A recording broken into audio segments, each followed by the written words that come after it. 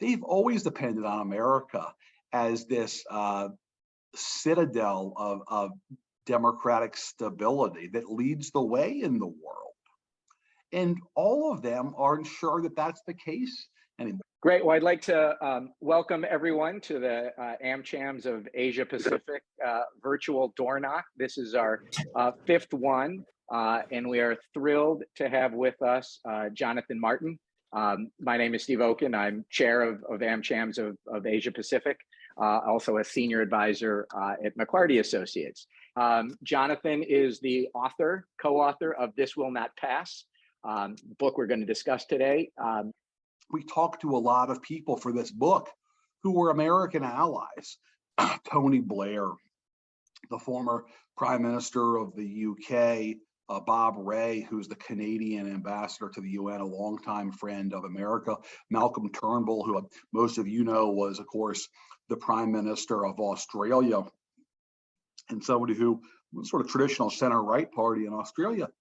And it was both enlightening and alarming to talk to these folks because they've always depended on America as this citadel of democratic stability that leads the way in the world. And all of them aren't sure that that's the case anymore. They're not sure that they can still rely on America. We have an anecdote in the book of Angela Merkel at a breakfast with Kamala Harris in 21 saying, can we still count on America? And we just haven't faced those kinds of questions before, and we certainly are today. And my co-author, Alex, and I wish he was here tonight with me. He's a fantastic friend and colleague. He and I went to Mar A Lago in the spring of 21 to interview the former president.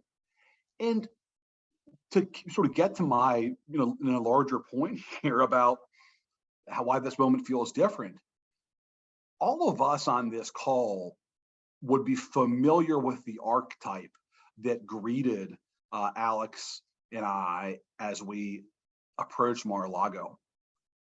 Exiled strongman leader at his tropical mansion, plotting his return to the capital, asking visiting journalists what was happening back there, what was happening with the opposition party that was now in power. And it was immediate, that sensation of, oh, I know what this is, and I read about this archetype. I've just never seen it or experienced in my country.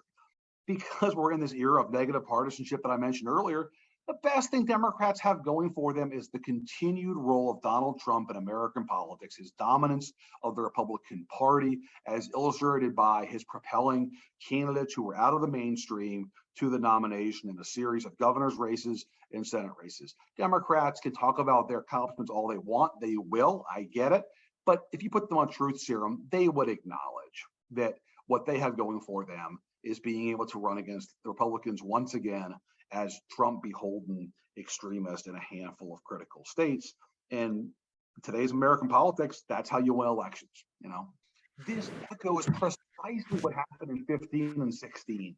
The Republican Party was so nervous about Trump running as a third party candidate or torpedoing the party that we can't do that. We have to placate him, otherwise he'll hurt us. So this is now 7 years of conflict avoidance with Trump for fear he's gonna damage the party.